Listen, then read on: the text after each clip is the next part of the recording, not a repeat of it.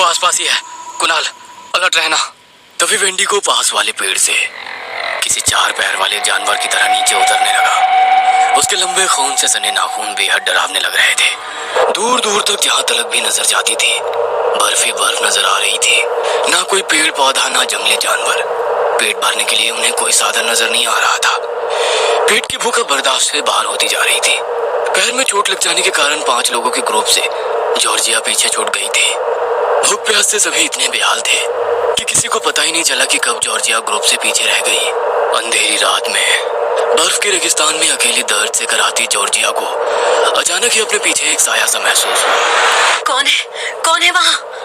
Georgia ने देखा अंधेरे में कोई नकाबपोश हाथ में चमकता हुआ चाकू लेकर उसकी ओर बढ़ रहा है। इससे पहले कि जॉर्जिया संभल पाती, एक तेज धारदार चाकू ने उसकी गर्दन धड़ से अलग कर दी थी।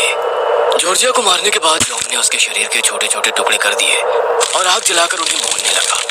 कुछ पलों के बाद वो एक जानवर की तरह जॉर्जिया का मांस चबा रहा था। उसके शरीर, मुंह और कपड़े हर जगह खून ही खून दिखाई दे रहा था। भूख ने जॉन को एक दरिंदा बना दिया था। जॉर्जिया को मार के खाने के बाद उसके अंदर इंसानियत खत्म हो चुकी थी। उसके भीतर के जानवर के मुंह में खून लग चुका था। अपनी भूख मिटाने के लिए एक एक करके उसने अपने ही 3 साथियों को मारकर खा लिया था। अब उसके पास चौथा और आखिरी शिकार बचा था, वो था रॉनी। गहरी काली रात थी, क्षितिज चांद में चमक रहा था। बर्फ के ढेर पर निठाल सा बैठा जॉन भूख से बिलबिला रहा था। अचानक ही अपना चाकू उठाकर वो रॉनी की ओर बढ़ा।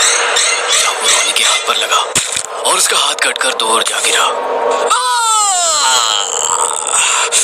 ये क्या कर रहे हो जॉन? इसका मतलब तुमने पूरे ग्रुप को मार डाला है। लेकिन क्यों? मैं पूछता हूँ, क्या मिला तुम्हें सबको मारकर? क्या मिला? खाना मिला। मार कर खा गया मैं सबको।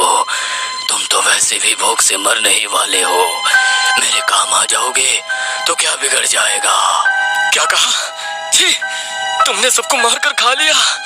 आई कर्स यू जॉन, अपने दोस्तों को खाने वाले जानवर। तुम्हारी भूख कभी नहीं मिटेगी। तुम एक भूखे कमजोर जानवर बनकर यूं ही इस बर्फ में सड़ते रहोगे। हमें खाने में बहुत मजा आ रहा है ना। तुम्हारे शरीर को सैकड़ों कीड़े हर पल खाएंगे। न जी पाओगे, न मर पाओगे, बस सड़ते रहोगे यूं ही।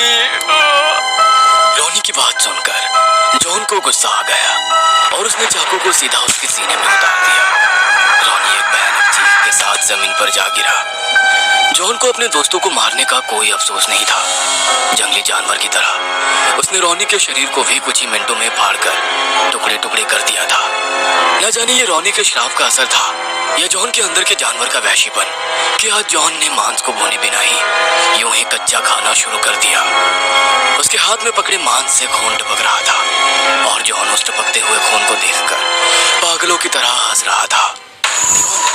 छोड़ दो उसे, छोड़ दो, छोड़ दो। शुभ की चीख सुनकर उसके दोस्त प्रशांत ने उसे झिंझोर कर उठाया। अबे उठ जा, कॉलेज नहीं जाना क्या? किस जॉन को बुला रहा था बे? अरे यार, आजकल मैं इंग्लिश नॉवेल द कैनिबल पढ़ रहा हूँ। उसमें ऐसी ऐसी चीज है कि मेरा दिमाग ही हिल गया है। लगता है अब तो सपने में भी मुझे वही सब दिखाई दे रहा है। अबे कम पढ़ा कर इंग्लिश नॉवेल। और ये कैनिबल जैसा कुछ नहीं होता। कोई अपने ही दोस्तों को मारकर खा सकता है क्या? इट इज टोटली फुलिश यार, फैंटेसी है यार। बस पढ़ और एंजॉय कर, ज्यादा सीरियस मत ले। चलो ना यार, अपन लोग मिलकर हिमाचल में नाइट आउट करते हैं। भाई अगर सच में कोई कैनिबल आ गया तो हम चारों मिलकर उसे खा जाएंगे। हम किसी कैनिबल से कम है क्या? शुभ की बात सुनकर सारे दोस्त हंसने लगते हैं। अगले ही सप्ताह में शुभ का जन्मदिन था। उन चारों ने शुभ का जन्मदिन हिमाचल के रोहतांग के पास बने घने जंगल में मनाने का प्लान बनाया। सभी जरूरी चीजें गाड़ी में रखकर वे चारों कैंपिंग के लिए निकल गए। जनवरी का महीना था, बर्फीली हवाएं चल रही थी। उन चारों ने आग जलाई और उसके पास घेरा बनाकर बैठ गए। सबसे पहले उन्होंने साथ में लाया हुआ चिकन आग में भुना और फिर बियर पीने लगे। रात के तकरीबन 11 बजे उन्होंने केक काटा और फिर वे आग के पास बैठे काफी देर तक गप्पे लड़ाते रहे। बाहर बढ़ती ठंड अब बर्दाश्त से बाहर हो रही थी। हाथ पैर सुन्न हो रहे हैं यार, चलो अब टेंट में चलते हैं। रात के 11 बजे के करीब वे चारों टेंट में आकर सो गए थे। शुभ और कुणाल एक टेंट में थे और प्रशांत और ऋषभ अलग टेंट में। गहरी नींद में शुभ को एहसास हुआ जैसे कोई भारी भरकम सी चीज जमीन पर रगड़ रही हो। उसने धीरे से आंख खोली तो उसे अपने टेंट के बाहर कोई आकृति हिलती हुई दिखाई दी। कुणाल उठ यार, देख कुछ है हमारे टेंट के बाहर। अरे यार प्रशांत होगा, वही है भटकती आत्मा, उसे नींद नहीं आ रही होगी। नहीं यार कुछ और ही है, बाहर से बहुत गंदी बदबू आ रही है यार। शिट, हमने फॉरेस्ट डिपार्टमेंट से परमिशन नहीं ली थी, उन्हें पता तो नहीं चल गया हमारे कैंप का। इतना कहकर कुणाल टेंट से बाहर निकल कर आया। शुभ यार कोई भी नहीं है यहाँ, तो कोई जंगली जानवर रहा होगा, भाग गया लगता है, चलो सो जाते हैं। टेंट की तरफ लौटते हुए शुभ ने देखा बर्फ में नीचे लगभग 1.5 फीट लंबे पैरों के निशान बने हुए थे। वो कुछ समझ नहीं पा रहा था। कुणाल और शिव वापस अपने टेंट में आकर लेट जाते हैं। कुछ देर बीतने के बाद प्रशांत की आंख खुलती है। ऋषभ तू टेंट में ही रहना, लगता है कोई जानवर है आसपास, मैं देखता हूँ। अपनी पिस्टल संभालता हुआ प्रशांत टेंट से बाहर आ गया। बाहर आकर उसने देखा कोई आकृति तेजी से टेंट से दूसरी तरफ भाग रही है। कौन है, कौन है वहाँ, रुक जाओ। प्रशांत की आवाज सुनकर शुभ भी अपने टेंट से बाहर निकल आया। सामने देखा तो ऋषभ भी परेशान सा खड़ा नजर आया। क्या हुआ ऋषभ, कहाँ है प्रशांत? यार पता नहीं, कुछ था वहाँ, कुछ 10-12 फीट ऊंचा उस तरफ भागा, तो प्रशांत भी उसके पीछे पीछे दौड़ गया। भाई मुझे तो डर लग रहा है।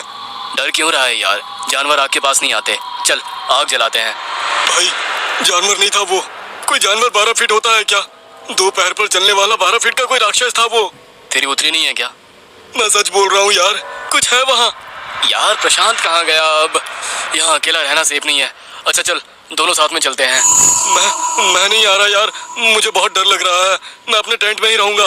भाई पहले प्रशांत को ढूंढते हैं फिर निकलते हैं यहाँ से। प्रशांत, प्रशांत तू है कहाँ यार, प्रशांत। शुभ प्रशांत को आवाज लगाता हुआ जंगल में आगे बढ़ रहा था। तभी उसे एक पेड़ के पीछे प्रशांत दिखाई देता है। कहाँ चला गया था यार, तूने तो जान निकाल दी। प्रशांत शुभ को इशारे से एक तरफ उंगली दिखाकर चुप रहने को कहता है। शुभ जैसे ही पलट कर देखता है उसके पांव के नीचे से जमीन निकल जाती है। ऋषभ के ठीक सामने एक पेड़ जितनी लंबाई का कोई जीव खड़ा था। उसका शरीर गंदा और बदबूदार था, शरीर जैसे हड्डियों का ढांचा था, जगह जगह शरीर का मांस सड़ रहा था और सैकड़ों कीड़े उसके शरीर पर रेंग रहे थे। उसकी आंखें किसी बल्ब की तरह चमक रही थी और वो खड़ा किसी जानवर की तरह गुर्रा रहा था। उसे देखकर ऋषभ लड़खड़ाकर नीचे गिर पड़ता है। ये क्या है? कोई बचाओ, बचाओ मुझे। ऋषभ इससे पहले कुछ कह पाता उस तीर ने ऋषभ की आंखें नोच कर बाहर निकाल ली थी। ऋषभ जमीन पर पड़ा छटपटा रहा था। प्रशांत शूट दिस डेमन, शूट। प्रशांत ने जैसे ही पिस्टल उसकी तरफ घुमाई वह बिजली की तरह प्रशांत पर टूट पड़ा। प्रशांत के हाथ से छूटकर रिवॉल्वर जा गिरी। शुभ ने वो रिवॉल्वर उठाई और पूरी ताकत से भागने लगा। वेंडिगो, ये वेंडिगो है। हाँ बिल्कुल वैसा ही जैसा था कैनिवल में पढ़ा था। मतलब वेंडिगो कोई कल्पना नहीं है, ये अब किसी को नहीं छोड़ेगा। उधर वेंडिगो प्रशांत पर टूट पड़ा। उसने सबसे पहले उसके गर्दन पर अपने लंबे दांत गड़ाए और उसके कंधे का मांस नोच लिया। आंखों में हैवानियत भरकर उसने प्रशांत पर अगला वार किया और उसके सीने को बीच से चीर दिया। उसके सीने में हाथ डालकर वह मजे से मांस खा रहा था। वेंडिगो ने अपने नाखूनों और भेड़िए जैसे दांतों से बड़ी आसानी से प्रशांत के शरीर के टुकड़े कर दिए। जी भरकर प्रशांत को खा लेने के बाद वह ऋषभ की ओर बढ़। ऋषभ अभी भी जीवित था और दर्द से करा रहा था। वेंडिगो ने अपने नाखूनों से उसका पेट चीर दिया। ऋषभ की चीखें सीने को छलनी कर रही थी। इन चीखों को सुनकर शुभ का चेहरा डर से सफेद पड़ गया था। दौड़ते हुए उसे अपना अंत सामने दिखाई दे रहा था। जितनी देर तक वेंडिगो प्रशांत और ऋषभ को खाता रहा उतने समय में शुभ टेंट तक पहुंच गया था। अरे यार कहाँ चले गए थे तुम? यहाँ पता नहीं कैसी भयानक चीखने की आवाजें आ रही है। भाई मुझे डर लग रहा है, सबको बुला लो, चलते हैं यहाँ से। कोई नहीं बचा, वो खा गया सबको। मेरी आंखों के सामने दोनों को कच्चा चबा गया वो। है? कौन चबा गया? क्या बात कर रहा है? यहाँ वेंडिगो है, हमें से कोई नहीं बचेगा, हमारी हड्डियां तक नहीं मिलेंगी। होश में आ शुभम, कौन वेंडिगो? क्या बोल रहा है भाई? कैनिवल है वो, मैंने बुक में पढ़ा है। उसे अब तक हमारे मांस की महक आ गई होगी। उन दोनों को खाने के बाद अब वो हमारे पास ही आ रहा होगा। तो तूने किताब में पढ़ा होगा ना, ये मरेगा कैसे? बता भाई, क्या करे, कैसे इससे पीछे छुड़ाए? कुणाल की बात सुनकर शुभ ने आग जला दी और दोनों टेंट की ओट में छिप गए। उनके हाथ में जलती हुई लकड़ी थी। कुछ पल के बाद शुभ को अपने पास से सड़े हुए मांस की बदबू आने लगी। वो आसपास ही है, कुणाल अलर्ट रहना। तभी वेंडिगो पास वाले पेड़ से किसी 4 पैर वाले जानवर की तरह नीचे उतरने लगा। उसके लंबे खून से सने नाखून बेहद डरावने लग रहे थे। नीचे उतरकर उसने अपनी लंबी सी जीभ बाहर निकालकर जोर से हिलाई और उसके बाद वो बिजली की तेजी से शुभ के हाथ पर टूट पड़ा। शुभ जानता था अगर उसके हाथ कमजोर पड़ गए तो बस इसी पल वेंडिगो की जीत हो जाएगी। इसलिए वेंडिगो के हमले से घायल होकर भी उसने आग वाली लकड़ी नहीं छोड़ी और वेंडिगो के शरीर को उससे जलाने लगा। वेंडिगो घबराकर दूर हटने लगा। शुभ, शूट करो इसको जल्दी। शुभ ने आव देखा न था, झट से 3 गोलियां उसके भीतर उतार दी।